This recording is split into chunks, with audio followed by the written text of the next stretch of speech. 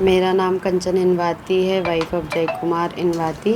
मैं district hospital Khandwa में nursing officer के पद पर पदस्थ हूँ। और मेरे साथ में मतलब कि जो मतलब एक कोरियर सर्विस से कॉल आया कि आपके साथ मतलब कि कोरियर सर्विस से कॉल आया था। उन्होंने कहा कि आपके नाम से किसी राजेश गोयल को इलीगल सामान सप्लाई किया जा रहा था, जो कि हम उसको जब्त करवा रहे, मतलब पुलिस वालों ने जब्त कर लिए हैं। और उसमें आपके आधार कार्ड का यूज़ किया गया है। वो बाकायदा प्रॉपर जो आधार कार्ड में एड्रेस होता है वो एड्रेस के साथ में मतलब मुझे बता रहे थे कि उसमें आपका ये एड्रेस उसमें डला हुआ है, जो कि मेरे घर का एड्रेस है। और उसके बाद उन लोगों ने कहा कि मुझसे वो जो उन्होंने अपना नाम ऐना बताया था, वो मैडम ने, जो कि CDL कोरियर सर्विस से बात कर रही हैं। फिर बोले हो सकता है किसी ने आधार कार्ड का मिसयूज़ करके वो जो इलीगल सामान है, जिसमें RDX 150 ग्राम, RDNA और 6 लैपटॉप, 4 आधार कार्ड और क्या बोलते तो 6 लैपटॉप, 4 आधार कार्ड और उसके साथ में मतलब पासपोर्ट भी थे। तो बोले जो राजेश गोयल के नाम पे जा रहे थे, जो कि पुलिस वालों ने उसको रख लिया था। और उसके बाद में बोला कि आपका अगर आधार कार्ड का मिसयूज़ हुआ है। मैंने बोला कि मेरा ओरिजिनल आधार कार्ड जब मेरे पास है तो उसको कोई कैसे मिसयूज़ कर सकता है। तो बोले हो सकता है आपने किसी को दिया होगा या कहीं जमा किया होगा, जो लोग आपका मिसयूज़ कर रहे हैं। तो बोले ठीक है, अगर ऐसा है तो आप साइबर सेल में हम आपका कांटेक्ट करवा रहे हैं, आप उनसे बात करिए। तो उन्होंने मेरी कांटेक्ट साइबर सेल में करवाया, जो साइबर सेल वाले थे, जब उनने मुझसे कांटेक्ट किया तो उनने सारी जानकारी मांगी थी। मैंने उनको पूरी जानकारी बताई कि मेरे साथ ऐसा ऐसा हुआ है। तो फिर उन्होंने कहा कि ठीक है, अगर आप आ सकते हो तो हम मुंबई महाराष्ट्र पुलिस से बात कर रहे हैं, आप अपना ऑनलाइन स्टेटमेंट 1 घंटे में आकर दीजिए। तो मैंने बोला कि मैं 1 घंटे में मुंबई नहीं आ सकती हूँ। तो बोले ठीक है, आपको ऑनलाइन स्टेटमेंट देना पड़ेगा। ऑनलाइन स्टेटमेंट देने के लिए मैं रेडी हुई। तो फिर उसके बाद जब वो ऑनलाइन स्टेटमेंट उनने मुझसे मांगा, तो बाकायदा जो मेरे से बात कर रहे थे, जैसे कि एक थाने, जिस तरीके से पूरा थाना दिखाई देता है, वो पूरा थाना जैसा दिख रहा था। हर जगह लोगो लगे हुए थे और जैसी यूनिफॉर्म होती, उन लोगों ने बाकायदा सारे पुलिस वालों की तरह यूनिफॉर्म पहनी हुई थी। और उसमें उनने मुझसे कहा कि ऐसे कैसे कोई आपके आधार कार्ड का मिसयूज़ कर सकता है, आपने कहीं तो जमा किया होगा। तो मैंने बोला क्योंकि मैंने डिपार्टमेंट और बैंक के अलावा कहीं भी आधार कार्ड किसी को भी नहीं दिया है। तो बोले ठीक है, हो सकता है किसी ने यूज़ किया है, लेकिन उसमें ये है कि आधार कार्ड आपका है तो कहीं ना कहीं आपके खिलाफ़ कार्रवाई होगी।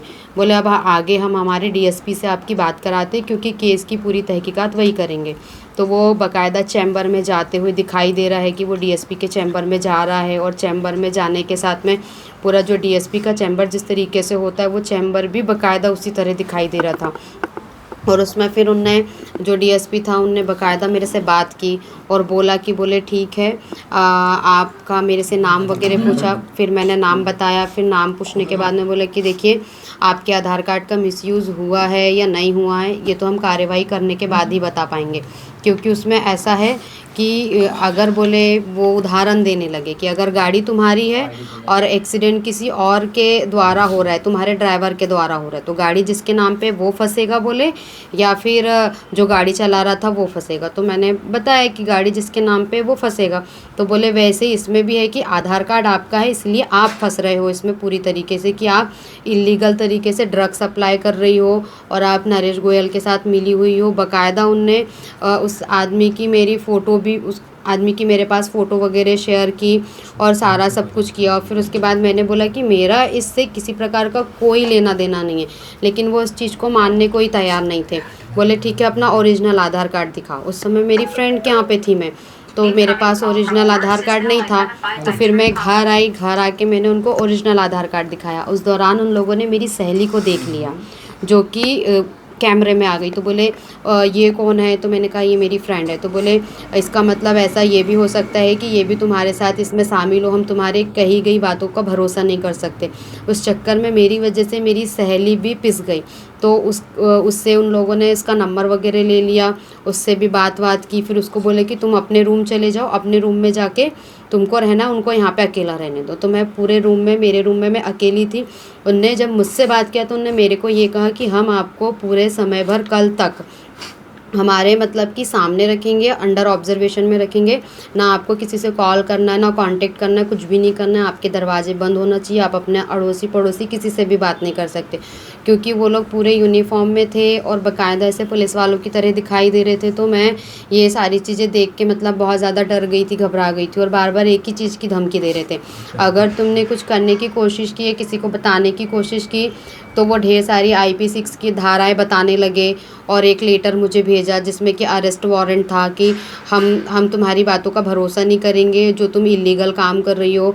अगर तुम अपने पड़ोसियों को बताओगी या अपने आसपास किसी को भी बताओगी या घर का कांटेक्ट करोगी या कॉल रिसीव करोगी, तो हम सबको अरेस्ट करवा देंगे करके। और बोले हमारे अंडर कवर ऑफिसर तुम्हारे घर के आसपास ही मतलब घूम रहे हैं, इस तरीके से उन लोगों ने मुझसे कहा। और पूरा मतलब कि मतलब 8 तारीख को दोपहर के 2 बजे से लेके 9 तारीख को 12 बजे तक कंटिन्यू में मोबाइल के सामने बस बैठी थी। ना मैंने खाना खाया, ना मैंने पानी पिया, ना मैं टॉयलेट बाथरूम गई, मैं कुछ भी कहीं नहीं गई थी, पूरा टाइम में बैठी थी।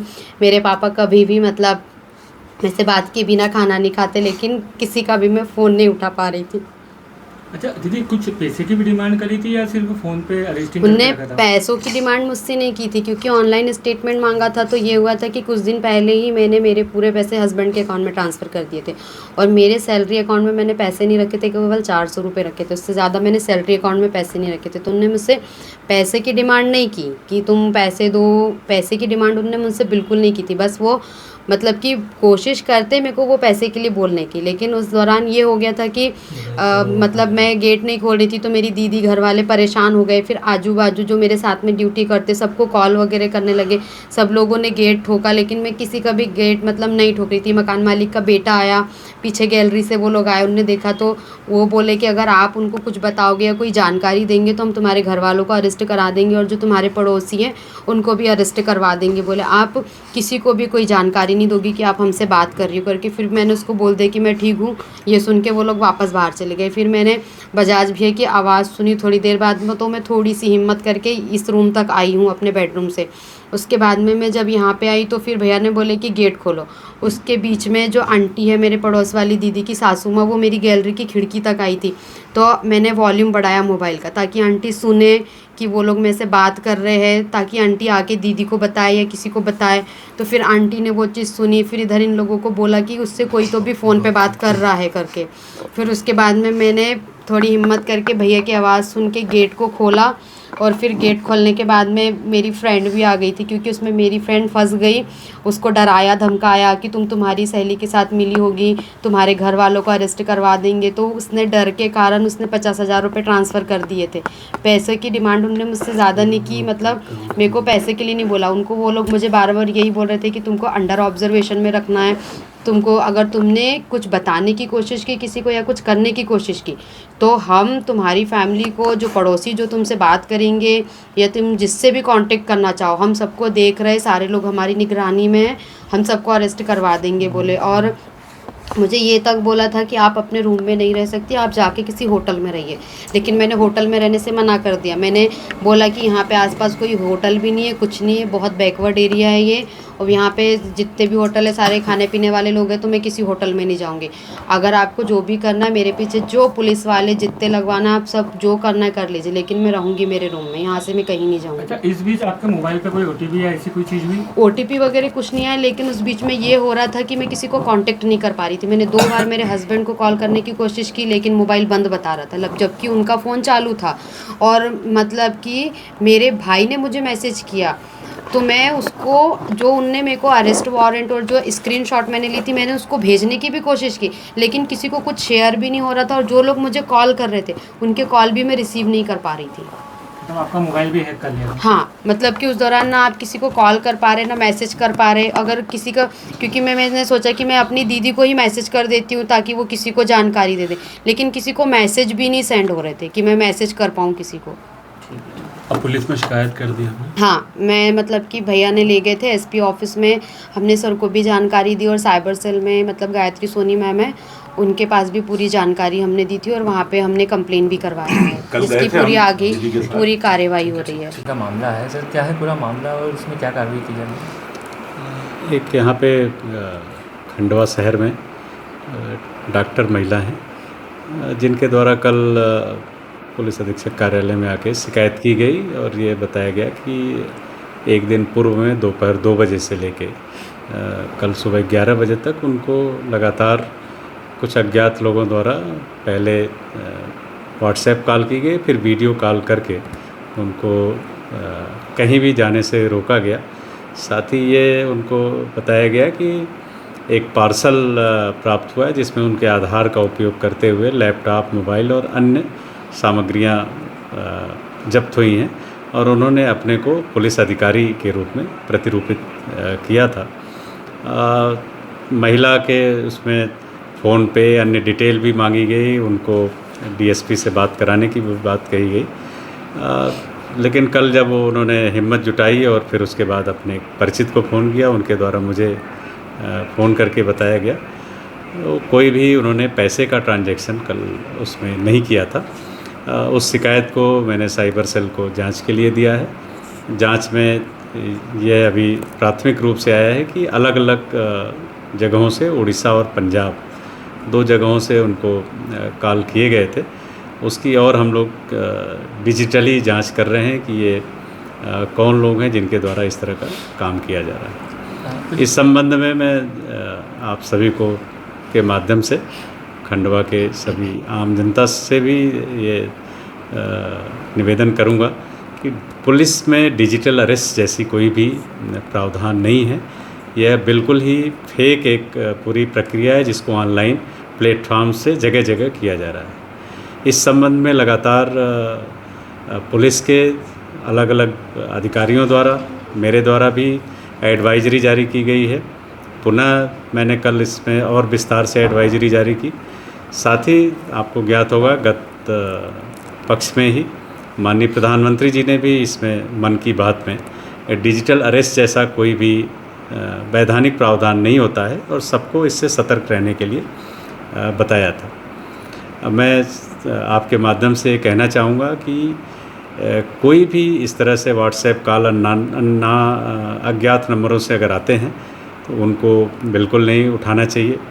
साथ ही अगर कोई आपके व्यक्तिगत जानकारी या आपके कोई भी आधार नंबर से, पैन कार्ड नंबर या बैंक डिटेल या अन्य कोई जानकारी अगर लेता है ऑनलाइन प्लेटफॉर्म पे, उसको भी बिल्कुल नहीं देना चाहिए, क्योंकि ये कोई भी बैंक, कोई भी पुलिस अधिकारी या अन्य कोई भी लीगल जो इन्फोर्समेंट एजेंसी हैं वो कोई भी ये जानकारी इसमें प्राप्त नहीं करते हैं।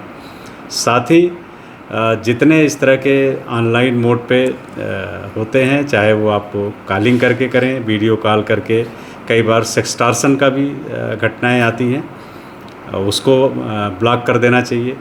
डिजिटल अरेस्ट पे बिल्कुल फर्म रहना चाहिए। अगर कई बार लोग ये कंप्लेन कर रहे हैं कि उनके पैकेट को बताया गया कि इसमें कुछ ड्रग्स या अन्य चीज़ें हैं और आपके द्वारा इसको ट्रांजिट किया जा रहा है। जब कोई भी व्यक्ति इस तरह के किसी भी कृत्य में शामिल नहीं है तो उसको बिल्कुल डरने की ज़रूरत नहीं है और इस तरह के जो भी फेक कार्य लोग कर रहे हैं उनसे बिल्कुल ब्लॉक कर दें, उनको कोई रिस्पॉन्ड ना करें। और साथ ही अगर कोई उनको जो नंबर आ रहे हैं और जिनसे परेशान किया जा रहा है, निकटतम अपने पुलिस थाने और साइबर सेल में, और 1930 एक पैन इंडिया नंबर है जिस पे कोई भी साइबर की कंप्लेंट्स की जा सकती है। इस नंबर पे भी कॉल करके हम अपनी साइबर से संबंधित जो भी इस तरह की समस्याएं हैं उनको भी आप बता सकते हैं और इसको बचना चाहिए। ये एक नया चैलेंज है डिजिटल वर्ल्ड में। मैं सभी से रिक्वेस्ट करूंगा कि इससे अलर्ट रहें। प्रिकॉशन इज़ बेस्ट क्योर होता है, तो इसमें जितने आप सावधानी रखेंगे उतना बचेंगे। लीगल एजेंसियों से तत्काल संपर्क करें और डरने की ज़रूरत नहीं है। कोई भी पुलिस का अधिकारी पुलिस के वेशभूषा में अगर कोई भी वीडियो कॉल करता है तो बिल्कुल वो फेक है, उस पर तत्काल हम लोग डिटेक्ट करके कार्रवाई भी करेंगे। आप लोग हमको अवगत करें। आप लोगों को क्या कैसे पता चला कि ये कुछ संकट है या कुछ गड़बड़ है? क्या मुझे इनकी सिस्टर का फ़ोन आया था कि वो एक दिन पहले से न खाना खाए हैं न रूम से बाहर निकले हैं। हम आए यहाँ पर, दरवाज़ा खटखटाया, दीदी को बहुत बोला, दीदी बहुत डरी हुई थी। दीदी ने फिर मेरी आवाज़ सुन के दरवाज़ा खोला, दीदी को बिठाया, बहुत घबराई हुई थी। मोबाइल लिया उनसे हमने, मोबाइल पे वीडियो कॉल चालू था और वो पीछे पूरा लिखा हुआ था, उस पर ऐसा बना हुआ था कि पुलिस का पूरा प्रोटोकॉल बना हुआ था। फिर हमने दीदी को पानी आनी पिलाया, एसपी साहब से बात करी, एसपी साहब ने गायत्री मैडम से बात कराई और हमें बोला कि एसपी कार्यालय लेके आइएगा। हम एसपी कार्यालय दीदी को लेके गए हैं। वहाँ पर दीदी जितनी डरी हुई थी वहाँ जाके पूरी खुल गई, क्योंकि जो वाकया हुआ है वो कोई के साथ भी होगा, लगता आदमी को ज़रूर है कि पढ़ा लिखा आदमी ऐसा है या, पर जनरली जिसके ऊपर बीतती है। पर मैं आपके चैनल के माध्यम से पूरी जनता से अपील करूंगा कि जो भी ऐसी चीज़ें होती है तो अपना विवेक लगाएं, कहीं ना कहीं अपने घर वालों को पहले कांटेक्ट करें या जनरली जो इस फील्ड में जुड़ा है उससे पहले बात करें, तो ही आप लोगों आगे इस कांड से बचेंगे। नहीं तो ये बहुत आगे बढ़ रहा है, जिस हिसाब से कल मनोज राय सर ने भी मुझे बताया है, तो उस हिसाब से बहुत क्राइम आगे बढ़ चुका है। और आप लोगों के माध्यम से भी ये आप लोगों को भी लोगों को जागरूक वैसे करते ही रहते हो और जागरूक करना पड़ेगा। आपका परिचय दीजिए। मैं प्राणेश बजाज, खंडवा। अगर आप ये वीडियो YouTube पर देख रहे हैं तो हमारे चैनल को सब्सक्राइब करें और बेल आइकन को दबाना ना भूलें। अगर आप Facebook पर ये वीडियो देख रहे हैं तो हमारे पेज को लाइक करें।